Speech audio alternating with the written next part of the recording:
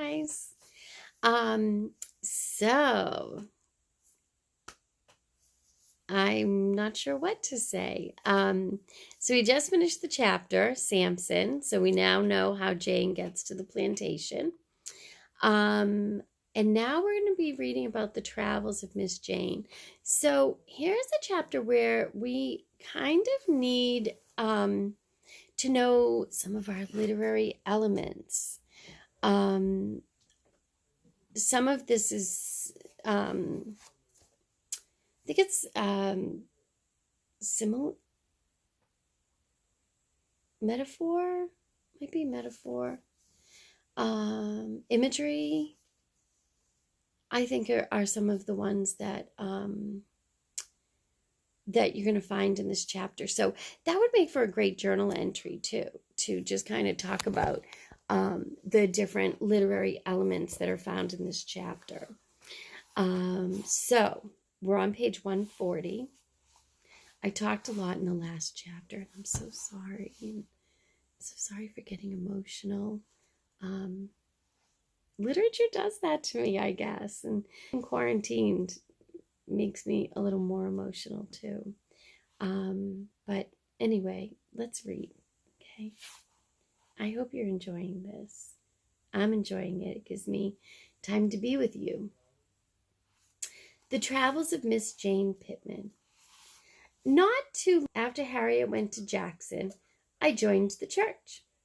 She went to Jackson that spring. I joined the church that summer. I had been fighting with my conscience ever since Ned was killed.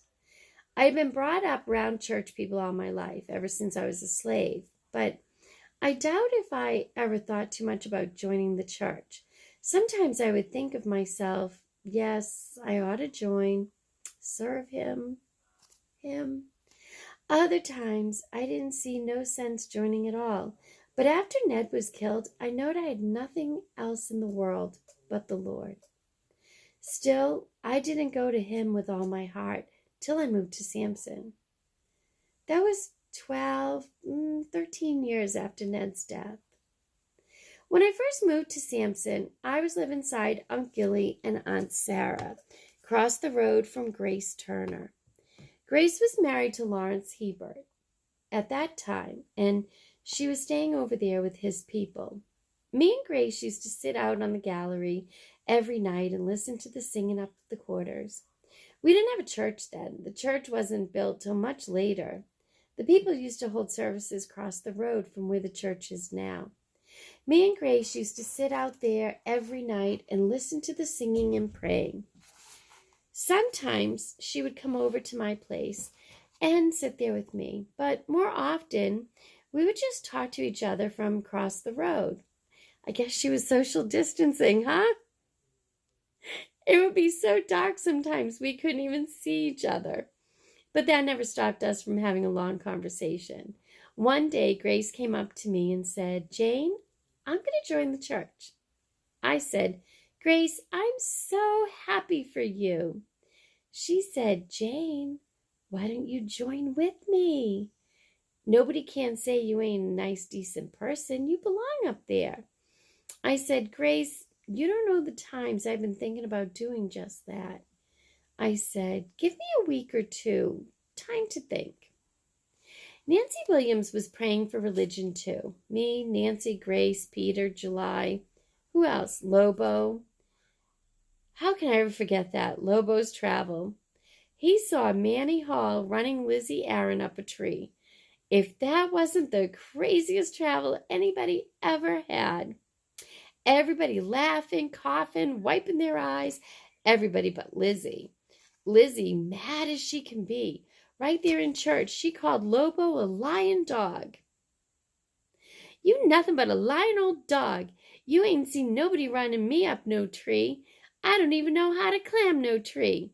Lobo standing up there, sweating. "I know what the Lord showed me," he said. "Manny was throwing clods at you. Them children was saying, 'Look yonder, she on that limb over yonder.' And you went hopping from limb to limb like a cat." The people laughed so much at Lobo, the pastor had to hold up service. While he was trying to get the people settled down, Lobo leaned against the pulpit railing, sweating like he was standing in the sun.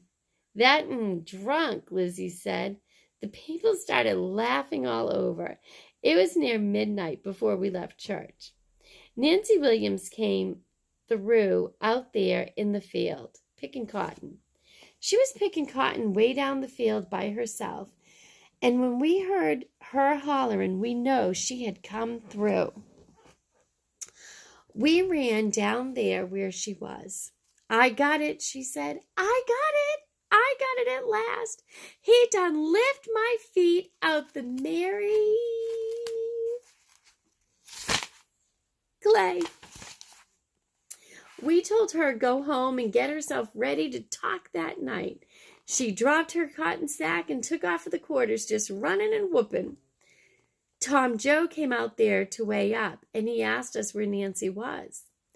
We told him she'd gone home because she had found religion that day. Tom said, "What I care about her and her finding religion there. Find that religion at night. Find them cotton in the day. And that go for the rest of y'all hunting religion down here too." When Grace heard that, she broke away from the headland and took off down the field. Tom said, "There go another one out there finding her religion." I went after Grace, and I found her kneeling in one of the rows. "You done come through, Grace?" I said. "Come through nothing," she said. "I'm praying to God to keep me from killing Tom Joe." "The no good dog," I said. "Grace, now, you praying for religion, and you can't think evil." "I know," she said, "but times like these, I wish I had let Bessie chop his head off with that hoe. They couldn't do no more than hang her." "Grace," I said, "what's the Lord going to think hearing you talk like that? Don't you know Tom Joe was put here by the devil?" We went back to the headland where Tom Joe was weighing cotton. He said, "Well, you find him down there?" I could see Grace getting mad again. "Grace," I said. A week or so later, Grace did find religion. It looked like everybody was finding it but me. I said so to Grace. She said, "Just pray harder, Jane." I said, "I'm praying hard as I can now. Maybe I ain't fit for glory." She said, "That's nonsense. You just keep praying." I used to pray all day and half the night. Long as I was up, I was praying. Sometimes I used to go in the field so tired and so sleepy, I could hardly keep my eyes open.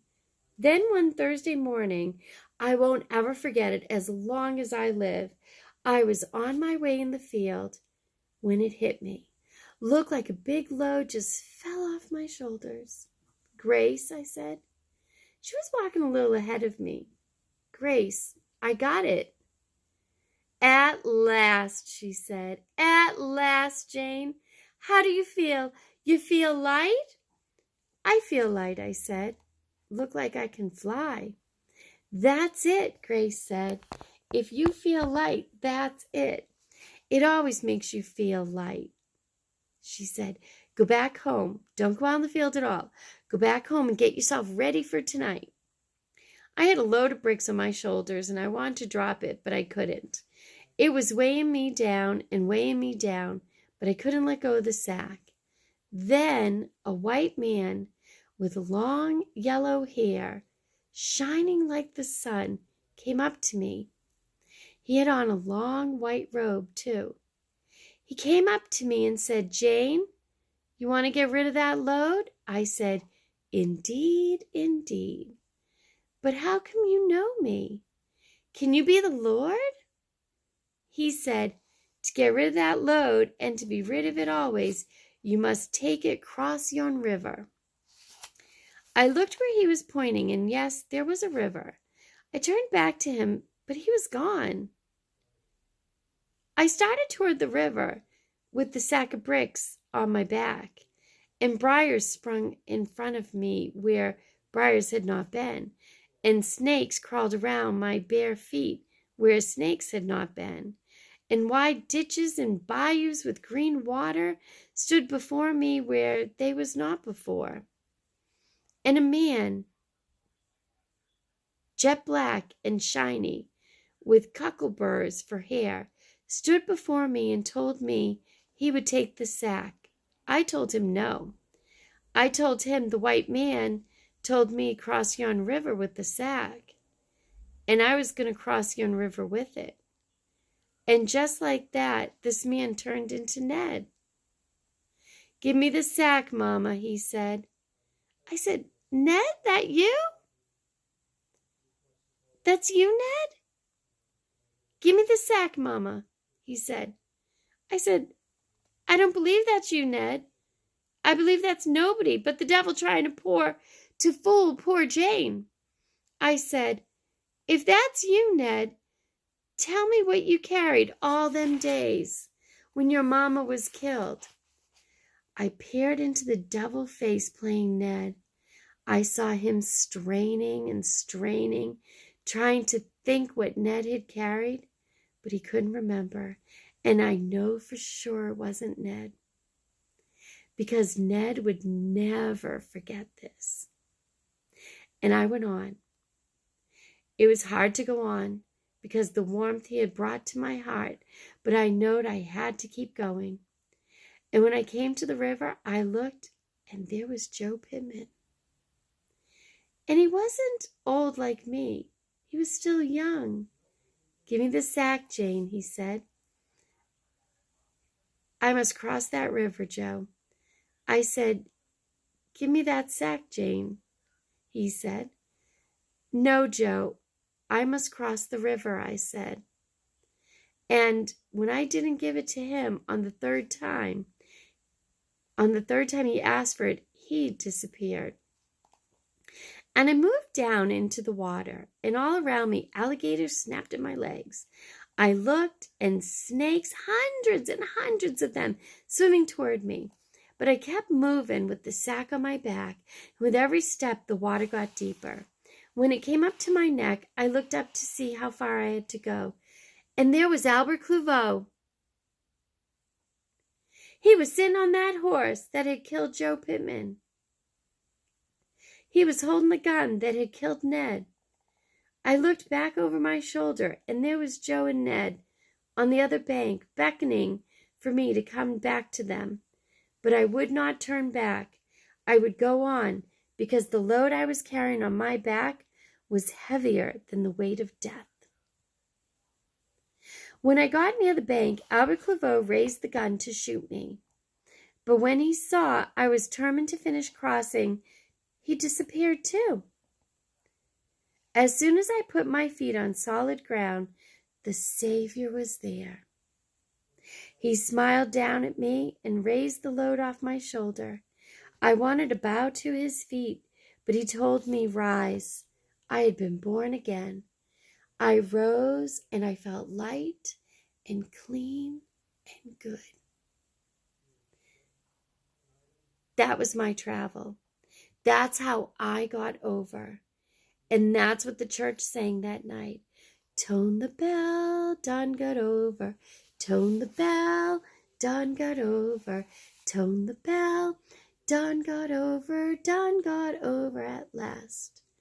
Plucked my soul from the gate of hell. Done got over from the gate of hell. Done got over from the gate of hell. Done got over at last. My Jesus glad, old Satan mad, done got over.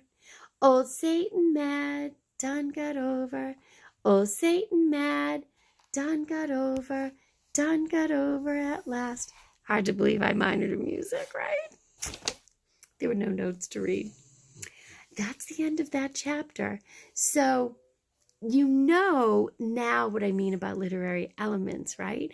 Because Ned and Joe and Albert Clouveau really weren't there. And there weren't really alligators and snakes and the horse that killed Joe, right? So your journal entry should be about the literary elements used in this chapter. And you finish doing that journal entry. I'll see you for the next chapter.